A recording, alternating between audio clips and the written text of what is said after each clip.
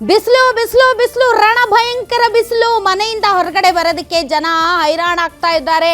ಅಯ್ಯಯ್ಯಪ್ಪ ಬೇಡವೇ ಬೇಡ ಅಂತ ಮನೆಯಲ್ಲಿದ್ರು ಕೂಡ ಮನೆಯಲ್ಲೂ ಸೆಕೆಗೆ ತಡ್ಕೊಳಕ್ಕಾಗದೆ ಎಲ್ಲಾದ್ರೂ ಓಡೋಗೋಣ ಅಂತ ಭಾಳ ಜನ ನಮ್ಮ ದಾಂಡೇಲಿ ಕಡೆಗೆ ಹೋಗ್ತಾ ಇದ್ದಾರೆ. ಯಾಕೆ ಅಂದರೆ ಅಲ್ಲಿರುವಂಥ ಕಾಡುಗಳಲ್ಲಿ ತಣ್ಣನೆಯ ವಾತಾವರಣದಲ್ಲಿ ಜೀವನ ಮಾಡೋಣ ಅಂತ. ಅಷ್ಟರ ಮಟ್ಟಿಗೆ ರಣ ಬಿಸಿಲು ಎಲ್ಲರ ಜೀವನವನ್ನು ಬರ್ಬಾದ್ ಮಾಡಾಕಿದೆ.